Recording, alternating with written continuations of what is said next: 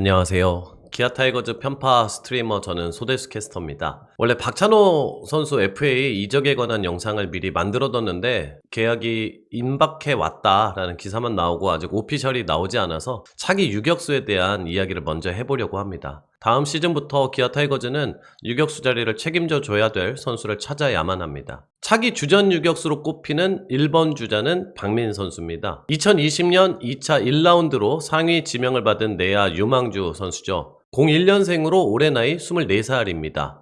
22년에 상무에도 다녀와 군 문제도 해결이 된 선수인데요. 지금까지 박민 선수는 1군에서 많은 출전을 하질 못했습니다. 25시즌이 되어서야 내야에 이런저런 공백이 많이 생겨 출전을 하게 됐는데요. 우선 수비력은 상당히 괜찮은 편입니다. 사실 이 선수는 수비력에 대해서 입단하자마자부터 많은 기대감이 있던 선수였는데요. 21시즌 6월 박찬호 선수의 어깨 통증으로 인한 10일간의 결장이 있었고 이 기간 동안 무난한 수비를 보인 바 있습니다. 특히 25시즌에는 감각적인 호수비와 기본 수비도 더욱더 많이 부드러워진 모습을 보였습니다. 2루수로 112이닝, 3루수로 173이닝을 소화했고 유격수로는 15이닝만 나오긴 했지만 내야 전 포지션에 걸쳐서 꽤 괜찮은 좋은 수비를 보여준 바 있습니다. 우선 박민 선수에 대한 수비 기대치는 매우 높은 평가를 받는 편인데요. 다만 공격에서는 아직까지는 성장세가 더딘 편입니다. 1군 기록은 25시즌만 확인해보면 될 듯 합니다. 71경기 105타석에 나와서 타율은 2할 1리, 출루율은 2할 6푼 5리, 장타율은 2할 8푼 7리, OPS 0.552를 기록한 바 있습니다.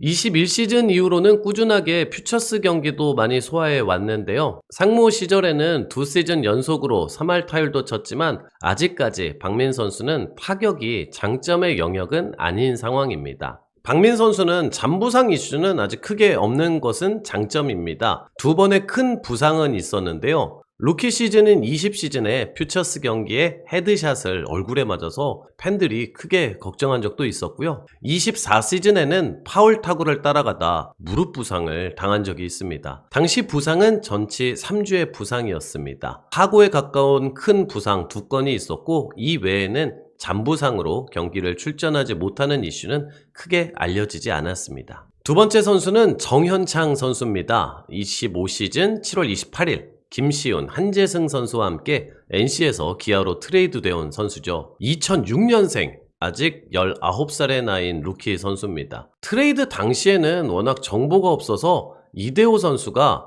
유튜브 컨텐츠에서 수비 푸더크와 어깨가 좋다 이렇게 칭찬한 내용이 가장 소개할 만한 내용이었던 선수였는데요. 8월 말 1군 콜업의 기회를 얻어 기아 타이거즈 이적 이후 첫 출전을 하기 시작합니다. 9월 8일 아시아야구 선수권대회 출전을 위해 1군에서 말소됐고 10월 1일에 다시 콜업이 됩니다. 기아 이적 이후 2루수 15.2이닝, 유격수 14이닝 출전에 불과하긴 한데요. 대신 그 가운데 보여준 수비는 상당히 부드러웠고 안정적이었습니다. 그동안 봐왔던 어떠한 내야 백업 플레이어보다 가장 스무스한 수비였다고 저는 평가하고 싶은데요. 물론 아직 이 선수는 루키 선수라 체격적인 면에서 조금 더 성장을 해야 하긴 합니다.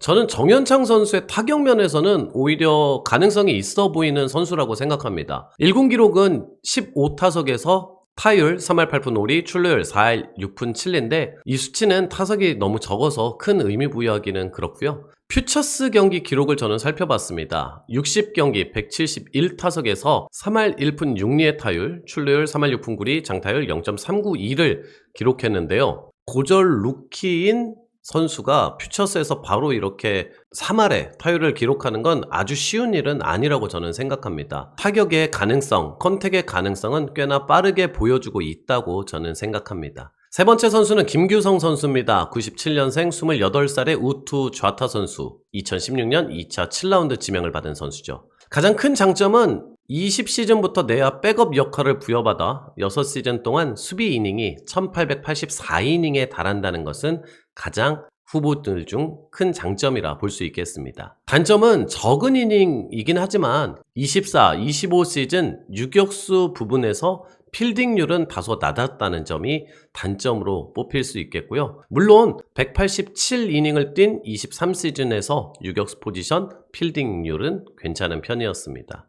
다만 개인적인 평가를 조금 추가해 보자면요. 기아 타이거즈 경기를 거의 매 경기 다 봐온 저로서는 좀 알다가도 모르겠다라는 생각이 드는 수비이긴 합니다. 꽤나 안정된 것처럼 보이기도 하다가 느닷없는 실책이 은근히 나오는 선수인데요. 수비 활용도 면에서는 높은 점수를 줄 수 있겠지만 유격수에 대한 수비 기대감은 아주 높은 편은 아닙니다. 또한 1군에서 보여준 타격의 생산성도 아직은 좀 미미한 편이죠. 네 번째 주자는 김도영 선수입니다.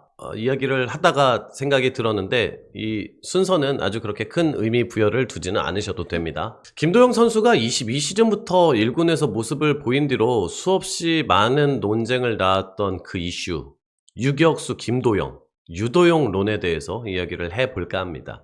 제 생각부터 말씀을 먼저 드릴까요? 저는 무조건 유격수를 김도영 선수가 해야 한다 라고 생각하지는 않습니다. 다만 김도영은 무조건 유격수가 불가능이야 라고도 저는 생각하지 않습니다. 24시즌 3루 포지션에서 많은 실책을 하긴 했지만 그렇다고 해서 이 선수가 수비에 있어서 무조건 성장 가능성이 끝나버린 선수라고 저는 생각하지는 않아요. 다만 김도영 선수가 유격수로 포지션을 옮기는 데 있어서 우려되는 요소들을 먼저 말씀드리고자 합니다. 첫 번째는 김도영 선수의 큰 장점 중 하나인 공격 능력이 하락할 가능성이 매우 높다는 지점입니다. 지난해 리그 MVP 38홈런 40도루를 차지할 정도로 대단한 타격을 보여줬던 김도영 선수인데요. 다만 유격수 포지션 자체가 워낙 수비 부담이 높아서 프로야구 원년부터 지금까지 3,000타석이 넘는 유격수들 중에서 통산 WRC 플러스가 100이 넘는 타자는 단 8명 뿐입니다. 야구인들과 야구 관계자들이 끊임없이 유도영론이 나올 때마다 타격이 내려갈 가능성이 매우 높다라고 예측하고 있기도 하고요. 그만큼 타격과 수비 부담이 높은 유격수 수비를 둘 다 잘한다는 건 쉽지 않은 일입니다. 두 번째는 25시즌 찾아온 김도영 선수의 3번의 햄스트링 이슈입니다. 유격수는 수비 범위도 넓고 방향 전환도 자주 이루어지는 포지션입니다. 햄스트링 부상 염려가 있는 3루수를 유격수 포지션에 도전하는 경우는 저는 좀 처음 보는 것 같습니다. 대개는 유격수 포지션에서도 햄스트링 이슈가 발생하게 되면은 출전 시간이나 다른 선수들을 또 대체하는 경우들을 많이 봐왔거든요. 25시즌 30경기에 출장에 그친 선수가 유격수 포지션으로 옮기다가 부상이 발생한다? 많은 사람들이 이 부분에 대해서 책임을 져야 할 것이고 팀 전력에 저는 큰 손실이 발생할 수 있는 부분이라고 생각합니다. 세 번째 이슈는 3루 포지션에 들어갈 선수도 저는 마땅치 않다고 생각합니다.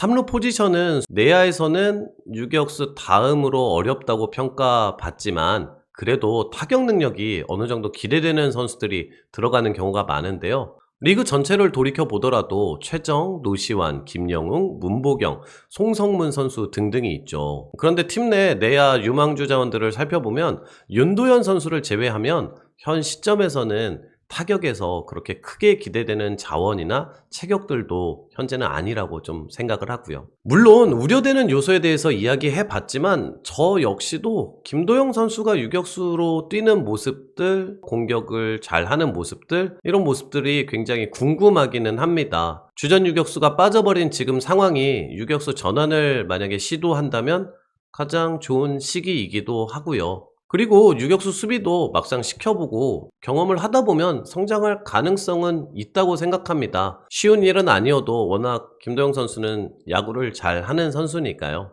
또한 이야기가 되고 있는 게 아시아 쿼터를 활용할 수 있다라는 부분인 것 같습니다. 혹은 외국인 타자를 유격수로 데려오는 방법들이 있겠죠. 기사에서도 최근 많이 이야기되고는 있습니다만 팀에서도 약간은 생각을 하는 것으로 보여지긴 하는데요. 임시 방편이라고 저는 생각합니다. 대개의 경우는 이렇게 주전 선수가 외국인 선수로 들어서는 경우 그 포지션에 국내 선수들이 경험치를 부여받지 못해서 성장할 가능성이 좀 많이 떨어지니까요. 저는 그렇게까지는 선호하는 방식은 아닙니다. SSG의 박성환 선수도 군입대 전과 군입대 후에 보이는 퍼포먼스가 상당히 달라진 케이스였습니다. 또한 NC 다이노스 김주원 선수는 코로나 방역수칙 위반 그리고 팀 내 부상 이슈가 터지면서 또 혜성처럼 등장하기도 했고요. 이학주 선수가 주전 유격수를 보다가 또 김지찬 선수와 함께 경쟁하기도 했고 그 가운데 빠르게 자신의 자리를 만들어냈던 삼성의 이재현 선수의 케이스가 있습니다. 이렇게 핑크빛 엔딩도 분명히 불가능한 건 아닙니다. 다만 주전 유격수가 없어서 몇 년째 고생하는 정말 여러 유망주들이 돌려 나오는 팀들의 케이스를 보면 암흑 버전의 미래도 가능하긴 합니다. 이제 기아 타이거즈는 유격수를 반드시 만들어내야 합니다. 과정은 정말 쉽지만은 않을 겁니다. 다만 그렇다고 해서 팀이 무조건 망했다, 해당 포지션은 무조건 망할 것이다, 꼭 그렇게만 보지는 않습니다. 해당 포지션에 자리가 생겨야 뉴페이스도 자리를 잡을 수 있는 기회가 생기는 거니까요. 어찌됐든 전 계속해서 기아 타이거즈 경기를 보면서 영상 열심히 만들고 여러분들이 쉽게 정보를 잘 얻어갈 수 있도록 노력하도록 하겠습니다. 부디 기아 타이거즈 유격수 자리에 새로운 주인이 멋지게 나타나 주길 바라면서 영상을 마치도록 하겠습니다.